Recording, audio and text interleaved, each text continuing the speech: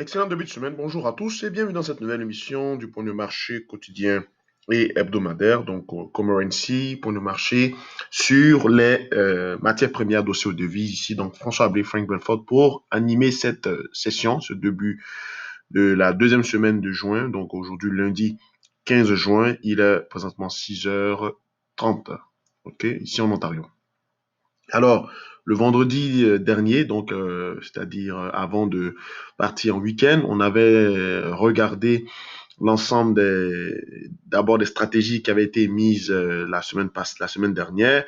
Ensuite, on a regardé rapidement quelles seraient probablement les perspectives sur l'ensemble des actifs que nous regardons, notamment l'USD CAD et puis les paires pacifiques, c'est-à-dire le dollar néo-zélandais et dollar australien. On a conclu que, étant donné que le dollar américain est rentré dans une phase de stabilisation, voire de correction à venir, il en est de même que au niveau du dollar américain, dollar canadien, donc USD CAD, on pourrait s'attendre à une correction baissière, d'accord, après avoir rebondi sur le seuil des 1,33 800. Idem pour le dollar néo-zélandais, dollar américain. Cette correction qui s'est faite ici s'est fait quasiment devant nous, hein, puisque on suivait en même temps les phases de marché sur le dollar américain et le dollar canadien. Et lorsqu'on a vu que le dollar américain avait rebondi sur le seuil des 96,40, mais qui avait un potentiel acheteur limité, on se disait qu'effectivement, on allait avoir aussi un quart de tour sur le dollar néo-zélandais et le dollar américain ainsi que le dollar australien. Vous voyez, ce sont les mêmes configurations. Il n'y a pas de à peu près. Voilà, au moins 80%, ce sont les mêmes configurations. Le dollar australien et le dollar néo-zélandais ils sont dans une zone qui sont très fortement exposés au commerce international, dont le premier partenaire est la Chine. Il y avait une période de froid entre la Chine et l'Australie qui s'est calmée, qui s'est stabilisée. Le dollar australien n'a pas enchaîné également de bons chiffres macro. Ce sont des chiffres plus ou moins stables qui demandent donc de l'attention sur leur économie. Après, bien sûr, une contraction majeure comme la plupart des grandes économies. Nous sommes dans le deuxième trimestre économique et c'est le trimestre le plus surveillé, le trimestre clé parce que c'est la deuxième partie de l'année et il est important de savoir euh, après 6 mois comment est-ce que l'économie a performé. Donc les chiffres trimestriels du taux de croissance dans la zone Pacifique vont être très très très attendus et également aussi au niveau de l'Europe et également au niveau de l'Amérique du Nord, même si on a quasiment une idée comme quoi on sait que la contraction sera autour à peu près des 21%, 20%, 15-20%, d'accord, de contraction qui justifie clairement que nous sommes en récession. Hein, techniquement, nous sommes en récession. Alors, pour cette semaine, au niveau du calendrier de marché, donc on a eu ce matin, très tôt à 5 heures du matin, la balance commerciale au niveau de la zone euro. Euh, la prévision était attendue à un excédent commercial, mais on a vu bien sûr un chiffre qui était largement en dessous de ce qui était attendu. La prévision était à peu près à 16 milliards d'euros d'excédent. On est sorti à 2,9, donc 3 milliards plutôt d'excédent. Hein. Donc, très grand écart différentiel. Euh, Au-delà de ça, nous avons donc les mesures de rachat d'actifs, donc les investissements sur les bons du Trésor qui vont être publiés. Le taux d'intérêt au niveau du Japon, le Japon qui déjà est déjà il suit déjà une politique monétaire avec taux d'intérêt négatif. Euh, il y aura aussi la Banque australienne qui va se prononcer, donc les minutes de la Banque australienne ce soir aux alentours de 21h30.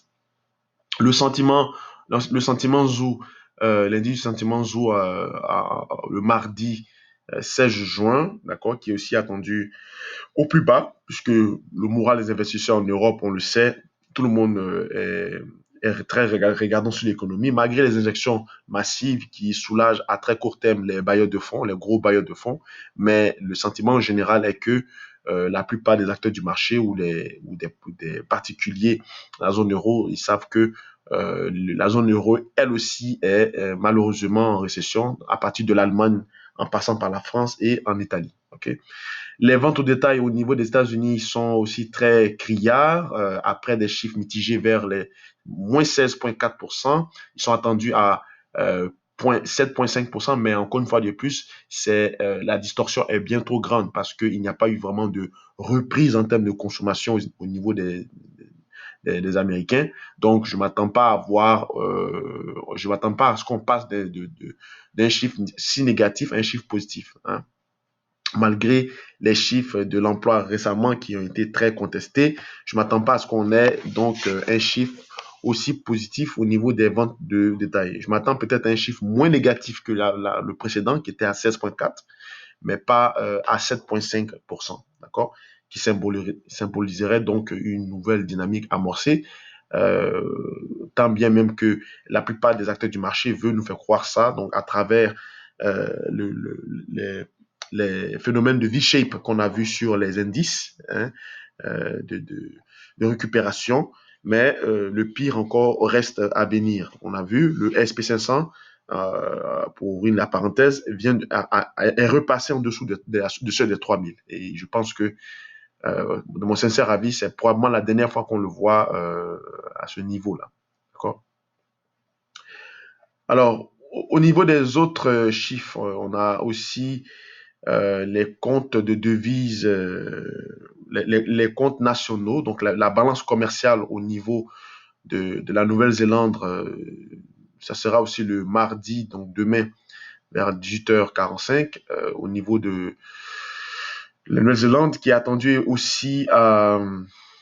à un excédent au niveau des comptes nationaux. La balance de paiement également au Japon. Bon, on ne suit pas vraiment au niveau du yen. Le mercredi, ce sera également les chiffres sur l'inflation. L'inflation qui, jusqu'à présent, n'a pas été au rendez-vous, malgré, encore une fois de plus, des injections massives.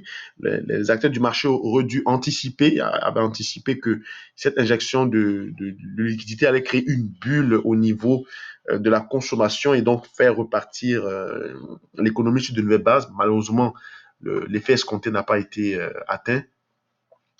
L'inflation core également aussi en rythme annuel pour le mois de mai et un rythme mensuel pour le mois de mai est attendu en stable, voire en recul. Il n'y aura pas vraiment de dynamique amorcée. Le core inflation donc, au Canada, au niveau du rythme mensuel, il est attendu en recul, d'accord? Et au niveau du rythme annuel, il est attendu en progression. D'accord. Donc, cette semaine, de façon globale, il y a aussi le taux de croissance du premier trimestre au niveau de la Nouvelle-Zélande qui a attendu forcément en recul et le taux de chômage qui a attendu à la hausse. Hein. Donc, précédemment, on a eu un taux de chômage de 6,2. Là, on s'attend à peu près 7% de taux de chômage. Donc, les économies, la plupart sont en ralenti, malgré la forte présence massive des banques centrales. Il ne devrait pas avoir de changement, tant du côté de la Grande-Bretagne, même si elle est partagée avec l'actualité sur le Brexit, mais au niveau également de sa politique monétaire, il ne devrait pas avoir de changement. Et cette semaine, en particulier, il n'y aura pas vraiment de grosses nouvelles, un petit balai de déclarations de banquiers centraux, notamment Randy Corliss, Rosengren de Boston, et puis Loretta Mester également de Cleveland, de la Banque centrale de la Fed de Cleveland, et aussi Jérôme Powell qui va aussi se prononcer. Ça serait vendredi. Et à part ça, il n'y a pas d'autres informations. OK? Et au niveau aussi du marché, donc USD-CAD, après avoir présenté donc le calendrier global des marchés cette semaine. Au niveau de l'USD-CAD, je vous avais dit que il faudrait s'attendre soit à une correction baissière, soit à une stabilisation. Le vendredi, on s'est quitté là-dessus. Et c'est le même constat sur le dollar. Le dollar qui semble se stabiliser, on le voit bien, il commence un range, mais le potentiel haussier, comme je vous avais dit, est limité. Donc, je ne m'attends pas à ce que le dollar fasse une accélération compte tenu des dispositions qui ont été prises par la Banque centrale au niveau des taux d'intérêt. Il devrait donc se stabiliser, voire corriger. Et si c'est le cas, on devait avoir donc un USD-CAD, un dollar américain qui bascule et qui va retester les creux. On peut faire un crochet rapidement au niveau de l'indice dollar canadien, donc le CXY. Vous le voyez, il a touché la résistance qui était l'ancien support précédent, l'ancien support trimestriel, d'accord, de fin d'année 2019, qui était la barre des 75 points. On a touché, on a fait une prise de bénéfice et on est en train également de se stabiliser. Alors, dans la même hypothèse où le dollar canadien se stabilise et le dollar américain aussi se stabilise, eh bien, il faudrait s'attendre à ce que ça ne bouge pas trop du côté de l'USD-CAD. Par contre, si le dollar se déprécie plus vite que le dollar canadien, bien sûr qu'il y aura donc une correction à venir. Dans l'autre hypothèse, si le dollar canadien également se met à chuter fortement, que le dollar américain se stabilise, on peut avoir donc une enjambée haussière, donc un momentum haussier s'installer jusqu'aux alentours d'un 1,38, pourquoi pas.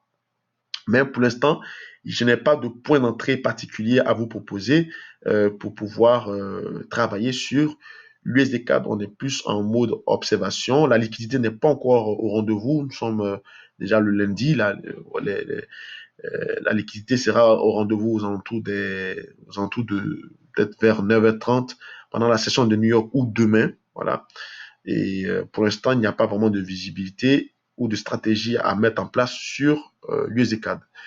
Au niveau de l'or, donc simple correction en vue, donc on a eu une stabilisation sur les coûts, c'est toujours le même range, hein, vous voyez, à chaque fois qu'on atteint un sommet, on a une correction, on a atteint un sommet, une correction, quand on fait un creux, on rebondit, donc on est toujours dans le même range et bien sûr c'est sujet bien sûr à l'actualité globale des marchés. Avant on était en mode risque on, pour l'instant on semble être en risque off, donc il faudra s'attendre à ce que le dollar l'or rebondisse sous peu. C'est conditionné bien sûr à la tenue du dollar. Le dollar qui avait corrigé fortement. L'or en avait profité un petit peu. Donc, forcément, lorsque le dollar va faire de nouveaux creux, cela va dépendre des rendements obligataires de 5 ans ou de 2 ans. Si on fait des nouveaux creux là, parce qu'on est sur ce support là, on devra avoir une nouvelle dynamique amorcée sur l'or. Le pétrole, c'est pareil, également prise de bénéfices. On n'est pas repassé au-dessus de la zone dont je vous parlais pour affirmer clairement que all is back. Les 41, 50 n'ont pas été visités une seule fois. Bon, pour le moment, on s'est stabilisé sur les 40 dollars. Là, on commence à corriger. On est même sorti même de cette zone, le gap. Donc, le gap n'a pas été rempli. On était à terme, on n'a pas rempli. C'est-à-dire qu'il fallait qu'on sorte par-dessus, ce qui n'a pas été fait. Donc, pour le moment, le pétrole aussi, il est en phase de stabilisation. OK? Voilà un peu ce que j'avais à vous dire pour cette semaine. Pas vraiment de stratégie dégagée. Suivez attentivement l'USD-CAD. Bien sûr, par ricochet, le dollar avec rendement obligataire. Donc, si on a donc du mouvement là, on devrait avoir clairement une vision plus élaborée sur l'USD-CAD. Portez-vous bien et passez une très belle semaine. Au revoir.